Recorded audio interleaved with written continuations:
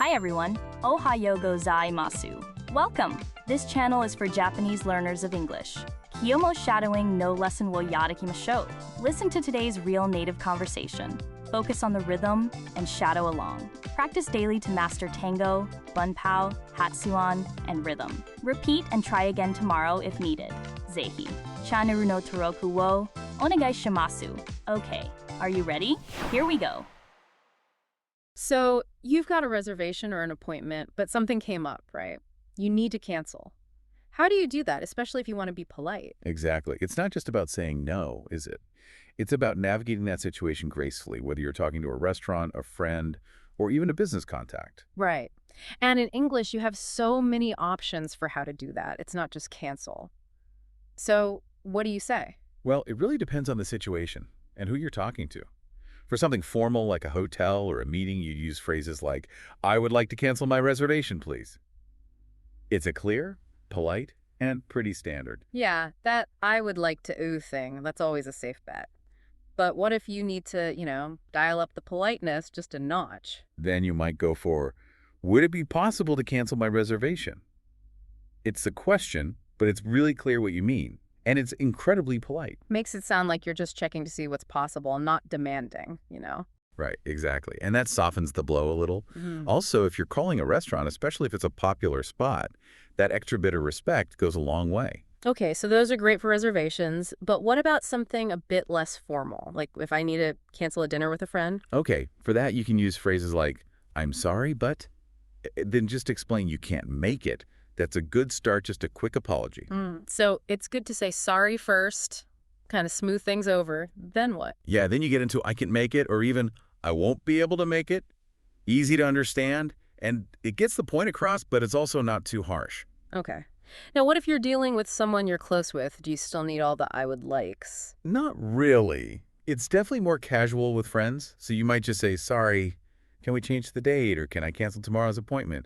It's direct, but it's casual, and it's okay with people you know. So it really comes down to knowing your audience, right?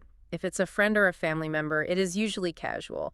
But with a business associate, a more formal tone is better. Definitely. And even with a friend, being apologetic is always a good idea. Just add, I'm sorry, to the start.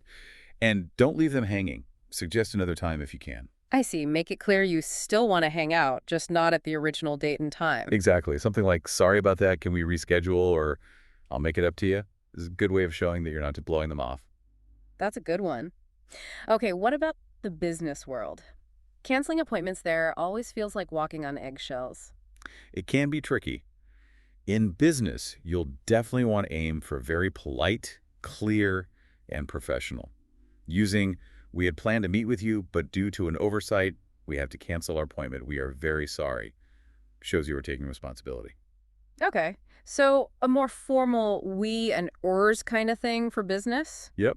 And adding a, we apologize for not being able to keep an appointment will also show some remorse. And what about things like something came up? It's vague and maybe not that great for business? For business, it's better to be a little more specific when possible.